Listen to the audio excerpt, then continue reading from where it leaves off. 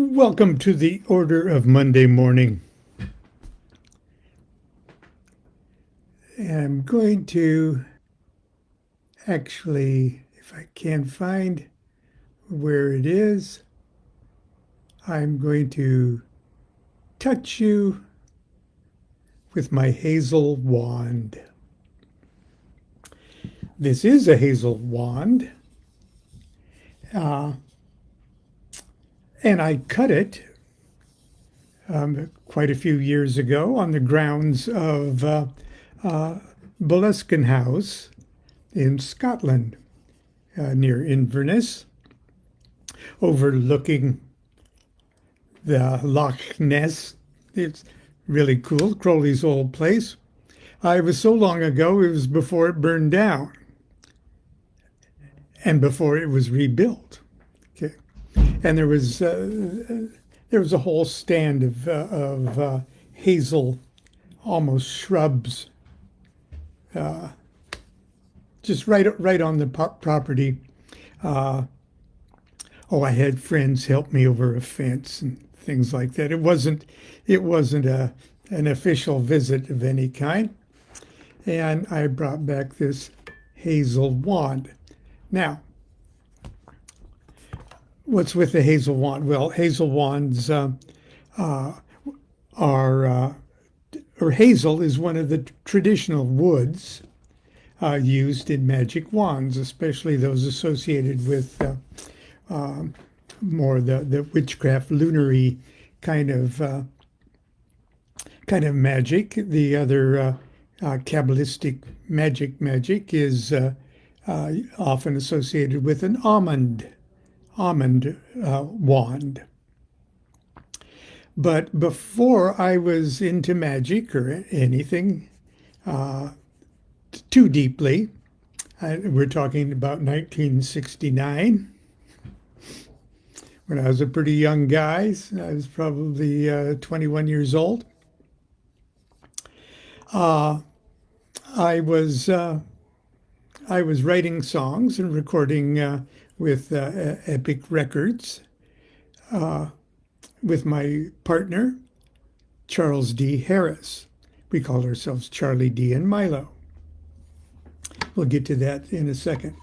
What I'd like to do, and my magical message today is, because yesterday I talked so much about the Holy Guardian Angel and the experience and the level of consciousness associated with that spiritual, I guess you would say, level, that something I failed to mention yesterday was that profound spiritual awakenings, such as knowledge and conversation of the Holy Guardian Angel, take place outside of the confines of space-time as we know it. And that's not too much of a stretch for quantum physicists to speculate on things like that. Consciousness does transcend space and time. There really isn't a before and after. There's just one mega during. Okay, and so a true awakening is not an event as we think of an event. Well, yesterday I stubbed my toe, okay, and today my toe hurts, and no, it has always happened. Well, I'll just use the example.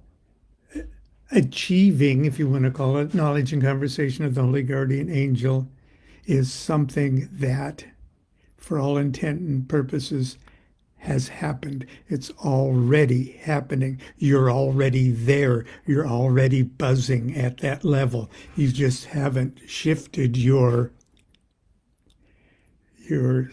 center of consciousness to realize, oh, it's always been like this. Okay. It can't, okay. And so it's an event taking place outside of space and time. Now, this was in 1969. I'm going to read about the event, but my partner and I, Charles Harris, Charlie D, would our habit in writing songs was to get ourselves all mystical feeling. And we just happened to be lucky enough to have an extremely generous and well-connected source of the world's finest hashish. And we would smoke hashish. And sometimes I'd just reach for a little occult dictionary and do bibliomancy and just point my finger. Oh, we'll write a song about white goose feet. Or, oh, we'll write a song about the inner man. Or, oh, we'll write a song about Hazel Wands. And we did. We wrote a song about Hazel Wands in our elevated, stoned out condition. And as a matter of fact, the song, Touch Me With Your Hazel Wand, written so many aeons before I actually cut my hazel wand at Crowley's house. Touch Me With Your Hazel Wand was one of our demo songs at CBS or at Epic Records. It got us our contract. It was the magic song that got us our contract. Oh, and they hired David Angel and a 29-piece orchestra to, I wish I had at least the acetate of that thing.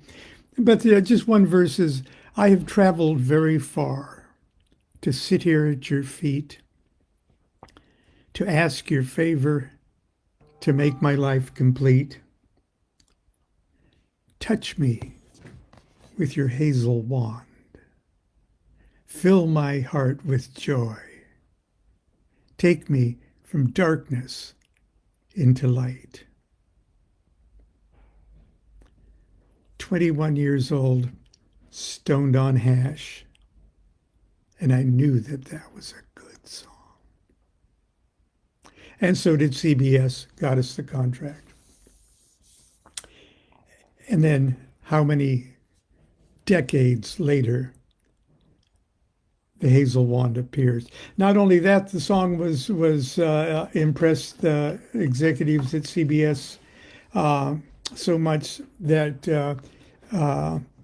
they named the publishing house that would publish all of our songs called Hazel Wand Publishing. So I write briefly about it in my introduction to Marcus Katz's marvelous work called After the Angel. And in it, I talk about another song that Charlie and I wrote. But anyway, here's what I have to say. On July 11th, 1969, I celebrated my 21st birthday by getting deliciously high on Afghan hashish. Unknown caller.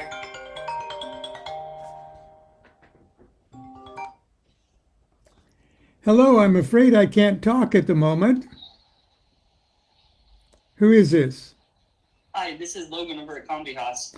Oh, hi, Logan. Yes, I do want to talk to you. What's happening? So I'm working on your van again. Did Justin check in with you on Friday? Yes. Okay, so I went ahead and I replaced that broken coolant pipe, and I got that all sorted out. And then I put an ignition coil on. Did he talk to you about the ignition coil at all? He talked to me about a lot of things, and I said, "Please fix, please fix it if Right. you can." Yeah, so I went ahead and I threw a new ignition coil on. The old one was having pretty bad spark. As the engine gets hotter, as the coil gets hotter, the spark gets weaker and weaker. And I'm pretty sure that's what was leading to the car bucking and then eventually dying. Okay. So I did that, and I took it for a drive this morning, and it seemed to be running pretty great. And I was driving it, and I got on the freeway, and I looked in the rearview mirror, and there was like a James Bond smoke screen out the tailpipe. Have you ever come across that with the van at all? Never. Tell me never go to the Never. freeway. We don't even take it on the freeway. Oh, you don't? No. Okay, because when I got it up to 65 miles an hour or so, it was like a smoke screen off the tailpipe. She Oh, has God. 65 in 3 years. Shop, and I was checking your engine oil level, and it looks like it's pretty overfilled. Have you done any oil changes on it recently? Yes, or- yes, because the dipstick doesn't actually show anything. I probably did overfill that. Okay, because at that higher RPM, it could be pushing engine oil past your piston rings and burning out the tailpipe at those higher RPMs. Well, I'm telling you, we you know never how long we haven't ago? taken it on the freeway in 3 years. Okay. Okay, so you're just cruising it at like regular, Yes, 20 miles an hour. but we don't want that happening anyway. What do you have to do to fix that? You. Well, You just did I say. would like to do an oil change and do an engine flush on it, Please do. just to flush out any contaminants. It just helps with the longevity and clears out all the carbon buildup in the motor and all that Sure, other stuff. sure. Oh, yes, please do. I want to keep Okay, that 'cause car. I want to Yeah, keep 'cause that I'd car like for the to- duration. Right. So I'd like to do that and then go from there. Hopefully, get rid of that smoke because that was kind of concerning. Because it was running great. I wasn't having any runnability issues when I was driving it, and it was cruising on the freeway totally normal until I looked in that rearview mirror and I was like, Okay, all right. So, so, and then your speedometer, you're aware of that. It's still that's not working. right. So when I do an oil change on it, we usually go by 3,000 miles or 3 months or so. Yeah. So if you just want to go by the date, just to keep a mental note of the next time you'll need it. Okay, or put a little sticker reminder on there. Yeah, I'll put a reminder sticker in the window. Okay. All right, cool. So I'll go ahead and do the engine flush and the oil change, and then I'll go drive it again and see what happens.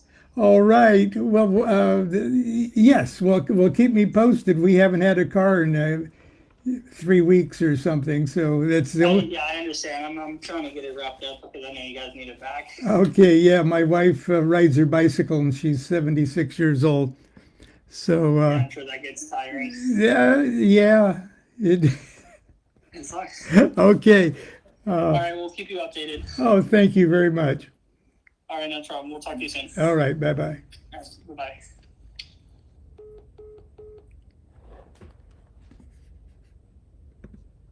Did you hear all of that? That's my car karma there. I think we shared that whole thing with you. Are you still with me? If so, I should have informed him that he was on the air. Anyway, here's what I said. On July 11th, 1969, I celebrated my 21st birthday by getting deliciously high on Afghan hashish with my friend and songwriting partner, Charlie D. Harris. The occasion was doubly celebratory because we had just inked a new recording contract with Epic Records and were preparing material for a second single and an album for that prestigious label. The work, we were sure, would finally bring us the fame and fortune that we believed that we richly deserved. Charlie and I weren't just wannabe rock stars, at least not in our minds. No, we fancied ourselves troubadours, psychedelic hippie poets, surfing the tsunami of cultural consciousness created by the patron saints of our generation, Bob Dylan, Dr. Timothy Leary, and the Beatles. Even our silly love songs were written as thinly veiled hymns to a transcendent deity. At that sweet green moment of our youth, it acknowledged no limits to our magic, and knowing no limits, there were none. With oddly egoless bravado, we resolved to write a new song on the spot. I leaned across my beloved Gibson B45 12-string and plucked out an occult dictionary from the bookcase. It was just a cheap little paperback. Okay. Closed my eyes, opened it at random, and blindly pinned my finger to a page. It rested on the words, "Inner Man." 3 bowls of hash later, we had our song. Now, I'm going to try to play that song for you on my phone here at the end of it, but I'll just read the lyrics. It's a very, very little short song. But the chorus goes, it's reminiscent of "It's All in Your Head, you just have no idea how big your head is." The chorus goes, all in the all, and the all in all. All in the all, and the all in all. And then there's a counterpoint that goes, "I am the inner man." Okay. Deep within you, softly hear me sing. Find me, if you will. I've never not been anything, and I always will. And then the chorus. See how each night becomes the day, born with each new dawn. Death cannot claim the inner man. That's how life goes on. Then that chorus, "I am the inner man."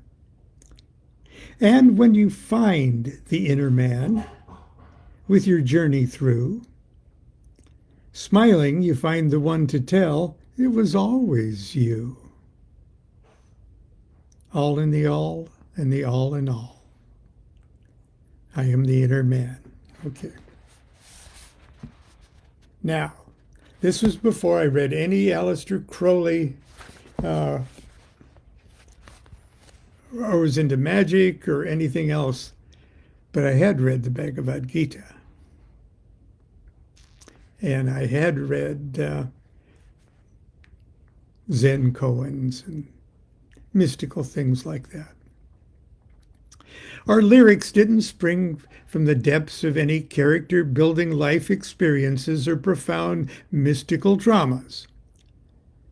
Those terrible adventures still awaited us in the future. Or was the future the future? That's the point I'm trying to make this morning. But I believe we were nonetheless on to something very real, something very important other than that excellent hashish. Our song was corny, cliché, naive, and pretentious. But to tell the truth, reading these lyrics 55 years later, I'm still impressed by the message. In fact, I'm hard-pressed to think of a more concise summation of the ineffable spiritual experience, event, phenomena, illumination, whatever you want to call it, that is knowledge and conversation of the Holy Guardian Angel. And I don't know how well this is going to go, but Inner Man is on YouTube and all sorts of things. I'm going to try to play it for you. It's only like 3 minutes something long, or 4.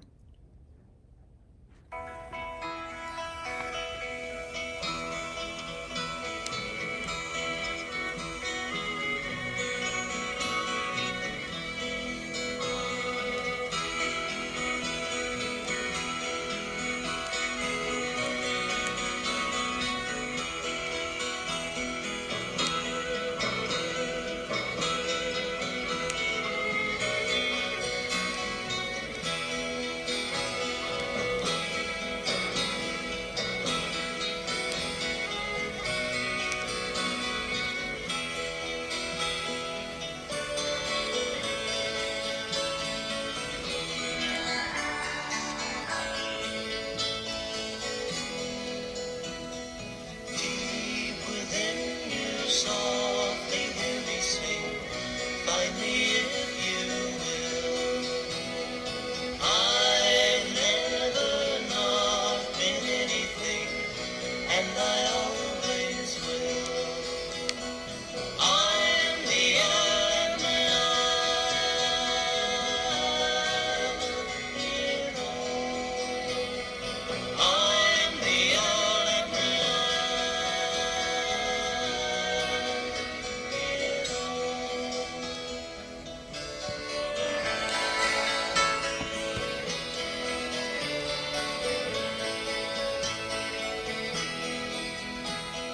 See how each night becomes a day, born with each new dawn. Death cannot claim the inner man. That's how life goes on. I am the I am.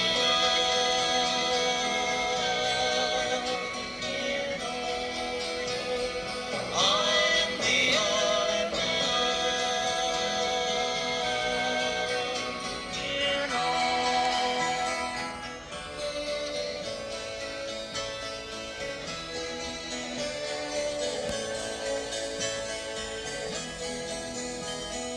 And when you find the inner man with your journey through, smiling you find the one to tell it was only you. I'm the I am.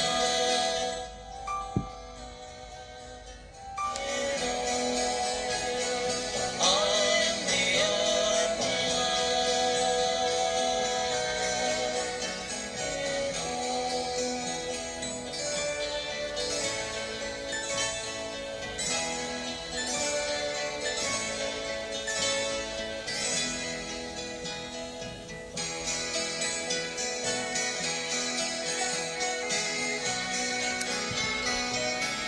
That is David Dunn. He used to be concertmaster of the Orange County Symphony on violin. On harpsichord is Larry Knechtel of the Wrecking Crew.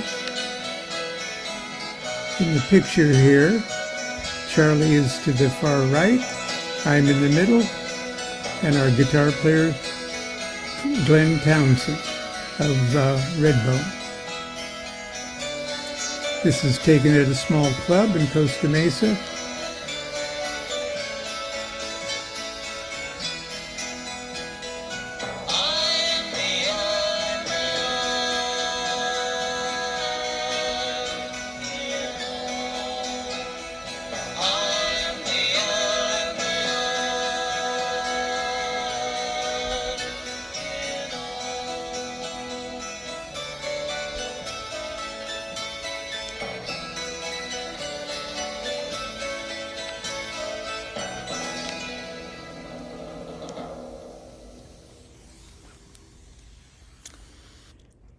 And as I share that with you, I can't help but think that there was no time between right now and when we wrote that song. And I do now have a hazel wand.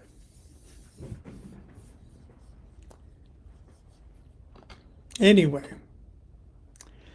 it's been quite a Monday morning. You got to hear me dealing with the mechanic, and now you know how much I really appreciate your extra support at this time, because it sounds like it's going to cost me a whole lot of money to get this thing fixed. But anyway, that's it for today. We'll see you tomorrow, and hope you have a great week. Order of Monday morning is dismissed. Do what thou wilt shall be the whole of the law. Love's the law, love under will.